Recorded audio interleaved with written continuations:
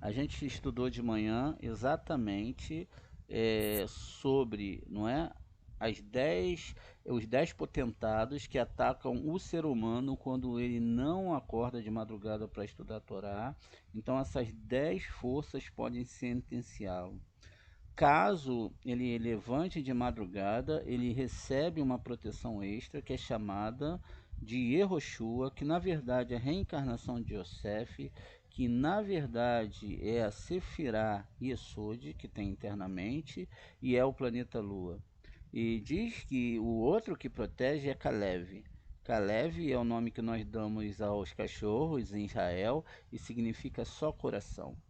Veja, então ele é, na verdade, a reencarnação de ali. Yehoshua é a reencarnação de José, por isso que ele recebe um Yud, ele se chamava Rocheia, ele acaba se tornando Yehoshua, enquanto Kalev, ele é a reencarnação de Benjamim, o irmão dele e o filho mais novo que estava ali ajudando o seu irmão a reparar alguma coisa.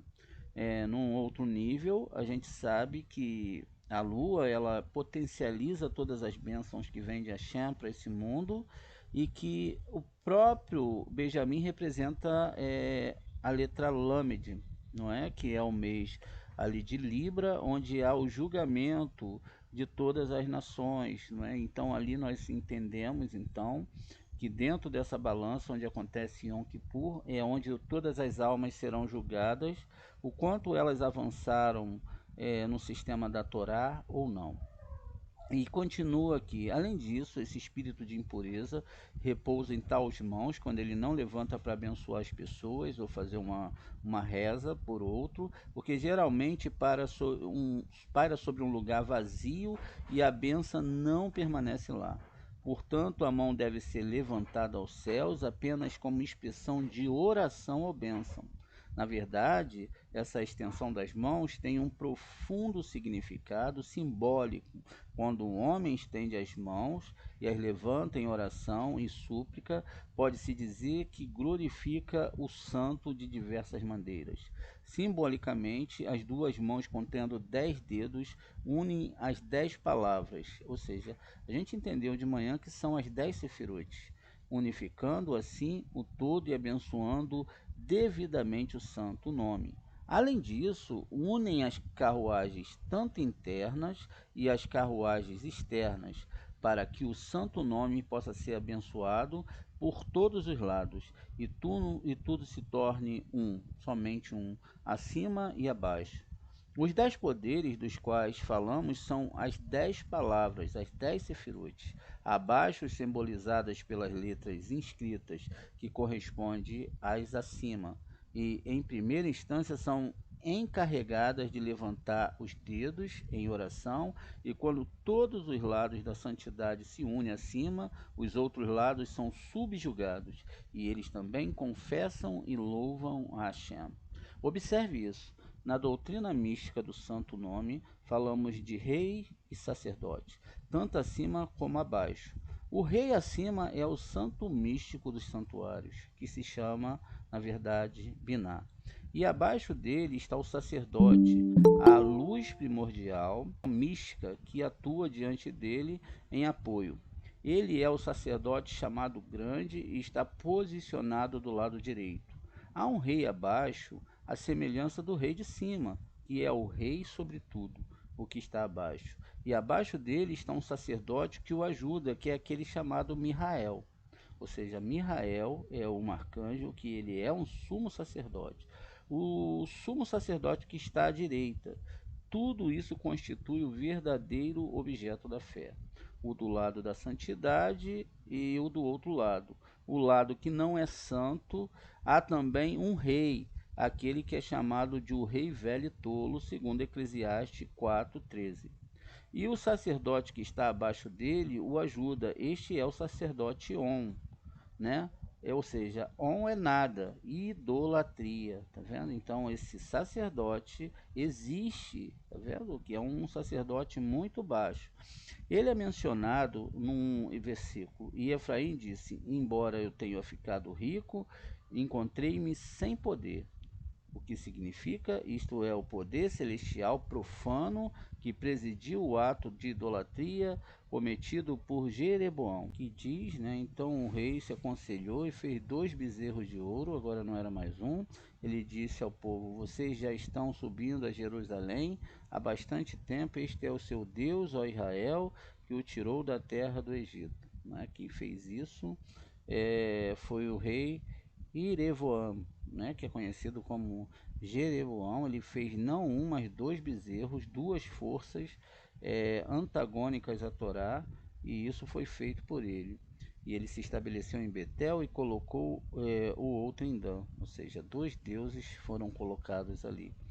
Muito bem, vamos continuar então a leitura aqui. Esse é o poder, sem o qual ninguém poderia, né, acontecer. Bem, quando este rei e este sacerdote do outro lado, tá vendo? Esse outro lado, ele existe, gente. Ó, são subjugados e seu poder quebrado, todos os outros lados o seguem, tá vendo? E eles também são subjugados. Eles também são subjugados e quebrados, e reconhece a soberania do santo. E desta forma só ele governa acima e abaixo, como está escrito. E aquele dia somente o Senhor será exaltado. Isso é Isaías 2:11. Exatamente da mesma forma, Deus quebrou aqui na terra o poder de um rei velho e tolo, isto é, do faraó, que quando Moshe lhe disse: o Deus dos hebreus nos encontrou, respondeu: não conheço Hashem, não conheço Adonai. Mas quando o santo, que é um, querendo que seu nome fosse glorificado na terra, como é no céu, puniu ele e seu povo. E então ele veio e reconheceu o santo. Posteriormente, também o seu sacerdote, isto é, Itró, o sacerdote de On, isto é, da idolatria, também foi humilhado, de modo que veio e reconheceu o santo, dizendo: bendito seja Shem, que te libertou. Agora eu sei que não há maior entre os deuses do que o nosso Deus. Isso é o Shemote 18, 10 e 11. Assim, quando aquele rei e aquele sacerdote reconheceram o santo, bendito seja ele, e foram diante dele humilhados, ele foi exaltado acima e abaixo. Então, somente então, ele deu a Torá como soberania indiscutível sobre todos. Veja, sobre todos, isso significa sobre todas as nações desse mundo, sobre todos os mundos espirituais, sobre todos e todos e todos, todos os anjos, todos os seidins, tudo que nós conhecemos e não conhecemos. Somente essa Torá pode levar a pessoa para o eterno Deus.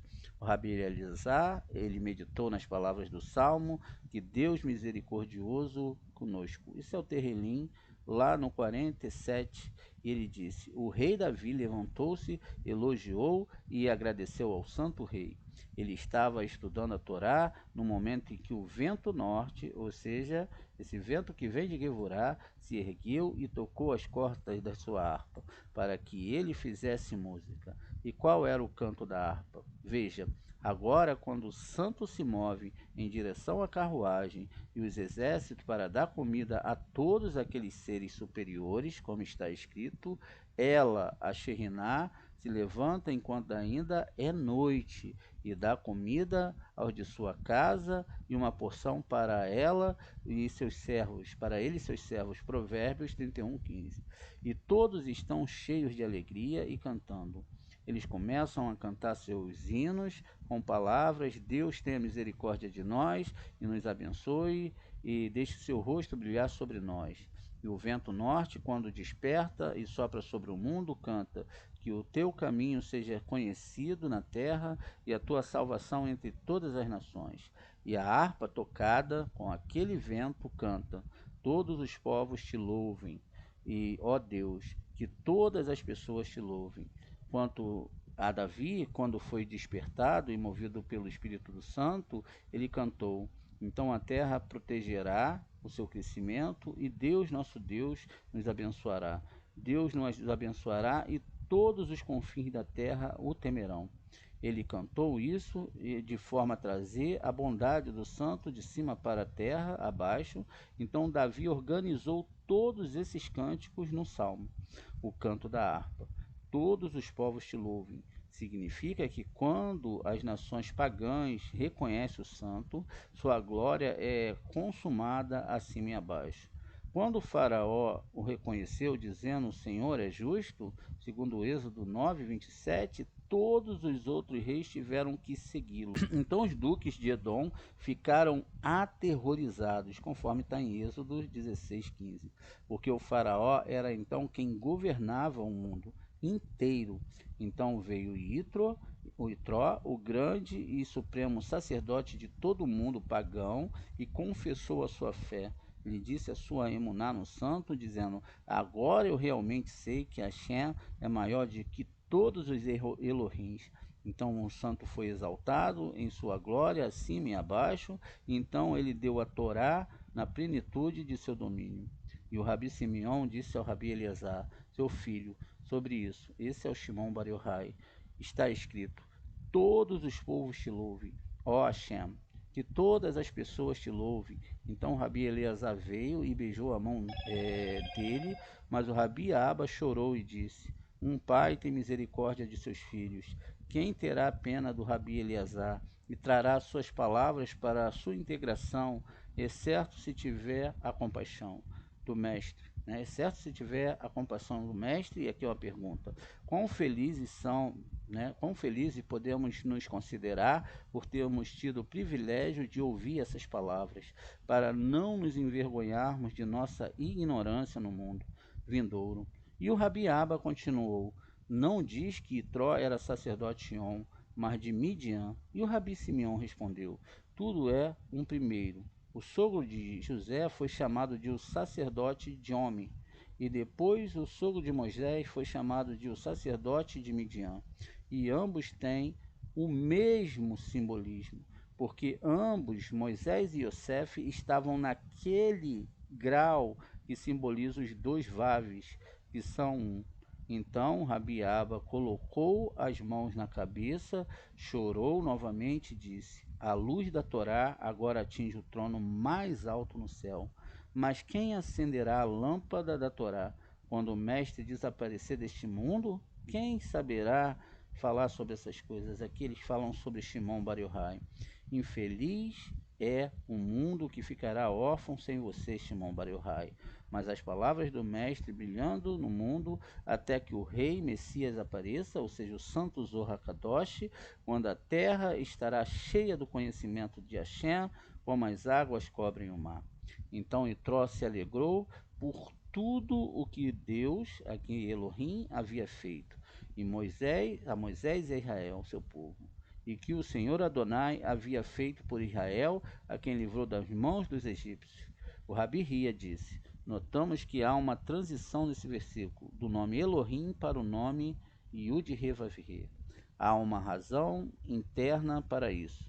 O primeiro nome indica a Shekhinah, ou seja, Elohim indica a Shekhinah, que protegeu Israel no exílio, sempre presente junto aos israelitas e a Moshe. E o segundo nome significa a emanação suprema que os tirou do Egito e é simbolicamente conhecido como jubileu. Veja, o nome Yud-Kei-Vav-Kei é conhecido como jubileu, que é o nível de conhecimento 50, é o grau 50 e é Binah. De acordo com outra interpretação, o que Deus fez por Moisés refere-se ao momento em que ele foi lançado no Nilo e quando foi salvo da espada do faraó. E é por Israel, seu povo. O momento que ele ouviu o rugido, o Rabi Yossi citou o versículo aqui. Ele enviou redenção ao seu povo, ele ordenou sua aliança para sempre. O santo e tremendo é o seu nome. Salmo 111, 9. Veja, ele ordenou a sua aliança para sempre. Essa Torá, ela jamais pode ser anulada, quebrada, porque ela é para sempre. Ele ressaltou que este versículo é o próximo, o temor do Senhor é o princípio da sabedoria, tem bom entendimento aquele que cumpre os seus mandamentos, e os seus louvores duram para sempre. Consiste cada uma de 3 partes, das quais as primeiras letras estão em ordem alfabética. Deixa eu ver se a gente consegue ver aqui. Isso está no Salmo 111, 9. Ele enviou redenção ao seu povo, e ele ordenou a sua aliança para sempre. Seu nome é santo e incrível.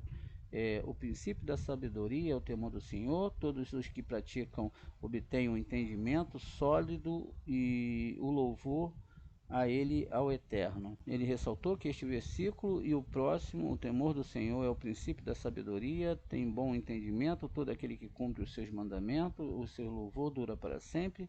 Consiste cada uma de 3 partes, das quais as primeiras letras estão em ordem alfabética. Então veja, eles consistem de 3 partes, das quais as primeiras letras estão em ordem alfabética, enquanto o restante do salmo contém apenas 2 dessas partes em cada versículo. E sua explicação foi que os 2 últimos versos entre eles completam o alfabeto em 6 lados. Então isso significa que todo esse terrilim, ele está formando uma questão exatamente de uma construção. Então, veja, que o alfabeto em 6 lados. A primeira é correspondente a 3 redenções de Israel. Essas 3 são as 3 redenções de Israel, além do egípcio, isso é a babilônica, a síria e o futuro. A segunda das 3 divisões da escrita da Torá, profetas e escritos, não é? Torá, profeta escrito, Torá, Neviim, Ketuvim. Ele enviou redenção ao seu povo, isto é, quando redimiu Israel do exílio egípcio, ele estabeleceu a sua aliança para sempre. Isto é, quando Itró veio ao santo e recebeu a sua aliança e o trouxe para perto de si mesmo para que ele pudesse adorá-lo. A partir de então, todos os prosélitos, veja, todas as pessoas que chegarem a Torá foram levados a descansar sobre a asa da Sheriná, e, portanto, o santo e tremendo é o seu nome, porque o santo nome é dado quando o outro lado é subjugado, o outro lado e quebrado, como no caso de Itró. Isso significa que toda vez que você leva a Torá para uma pessoa e você quebra a idolatria dentro dessa pessoa, essa pessoa completa mais um grau espiritual, e mais uma vez esse sistema de idolatria ele é quebrado. O que é altamente difícil, porque eles têm a força deles, não é? Eles têm a força negativa, e essa força negativa é intensa dentro deles, e eles amam essa força, achando que estão servindo ao Deus de Israel, quando na verdade eles não estão servindo ao Deus de Israel, eles estão apenas achando que estão servindo, como foi o caso lá de Balaão. Achava que falava com o Eterno, mas não estava falando com o Eterno, estava falando com Elohim. Então Itró foi o único que ouviu falar de tudo que Deus fez? É uma pergunta. Não é dito, as pessoas ouviram e ficaram aterrorizadas, Shemote 15:14. Na verdade, todos ouviram, mas só Itró renunciou à idolatria e aceitou o santo para adorá-lo. Veja, ninguém pode reclamar que não ouviu. Todos eles ouviram, mas só Itró renunciou à idolatria, tá? E aceitou o santo para adorá-lo. Os outros não aceitaram. O Rabiaba disse: muitas vezes afirmamos que tudo que o santo fez, né, seja acima ou abaixo, tem um propósito.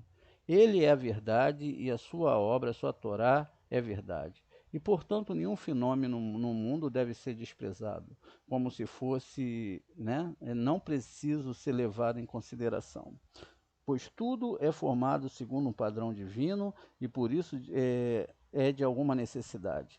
Por exemplo, uma vez o Rabi Eleazar estava caminhando com o Rabi Ezequias, que lhe fazia companhia. Quando se depararam com uma víbora, o Rabi Ezequias estava prestes a matá-la. Mas o Rabi Eleazar disse: Não, deixe ela, não a mate, não mate essa cobra. E o Rabi Ezequias disse: Mas não é uma criatura nociva que mata as pessoas? O Rabi Eleazar respondeu: Está escrito: a serpente morde sem encantamento? Ela pode morder se não houver um motivo? Isso é o Eclesiastes 10:11. A cobra não morde se não for instada e ordenada a matar alguém, para evitar que essa pessoa cometa algum mal. Ou seja, o mal foi enviado para que a pessoa não cometesse mais mal, e o veneno é usado pelo santo para realizar algum milagre. Na verdade, tudo está em suas mãos, até mesmo a cobra, tudo está de acordo com o seu plano, e se não tivesse propósito, ele não teria criado. E se é mal desprezar algo neste mundo, quanto mais pecaminoso deve se pensar levianamente em qualquer palavra ou ato do santo, bendito seja ele. Está escrito: E Deus viu tudo o que ele havia feito, e aquilo que foi muito bom. Isso é o Bereshit 1:31.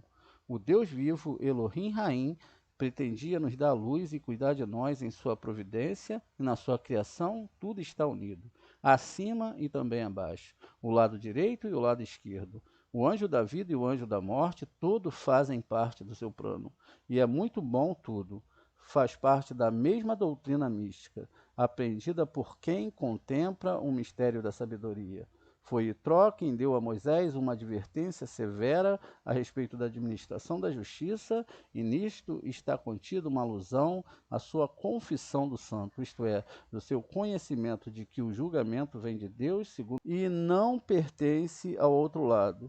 O que a lei e o dinheiro foram dados a Israel, e que não pertence ao outro lado, e que a lei e o direito foram dados a Israel e não a nenhuma das nações pagãs. Como está escrito, ele revelou a sua palavra a Jacob e os seus estatutos, e o seu julgamento a Israel. Ele não fez isso com nenhuma outra nação, e quanto aos julgamentos, eles não os conhecem. Isso é o Terrilim, exatamente no 147, 19 e 20. Assim deve-se evitar desprezar qualquer coisa, porque as palavras de um homem comum podem ter grande importância, como é dito de Moisés, que ele ouviu a voz de seu sogro e fez tudo o que ele disse. Então, o Rabi Eleazar, ele continuou: Está escrito: Portanto, eu te louvarei, ó Hashem, entre as nações, e cantarei louvores ao seu nome. Isso é o Terrilim, lá no 118:50. Davi disse isso por ordem do Rua Rakadosh, quando viu que a glória do santo não era exaltada e honrada no mundo como deveria ser, e a menos que outras nações também contribuam. É verdade que o santo glorificado em méritos é somente para Israel, mas enquanto Israel é o fundamento da luz divina, da qual vem a luz para o mundo inteiro, quando as nações pagãs aceitam a glória do santo e o adoram, o fundamento da luz é fortalecido e todos seus raios são unificados. Então o santo reina acima e abaixo. Foi exatamente isso que aconteceu quando Itró, o sumo sacerdote do paganismo, se converteu à adoração do verdadeiro Deus de Israel. O mundo inteiro, ao ouvir falar das poderosas obras do santo e ver que um grande sábio, chamado Itró, havia se aproximado do culto a Hashem, o Deus de Israel, abandonou os seus ídolos, compreendendo sua impotência, e desta forma a glória do santo nome de Deus, ele foi exaltada, essa glória de Deus foi exaltada em todos os lugares. E é por isso que a história sobre Tró foi preservada na Torá com o nome Tró no topo. Ou seja, na Torá existe uma paraxá que tem um nome de alguém que é considerado idólatra e que pôde ter a sua vida mudada por Hashem.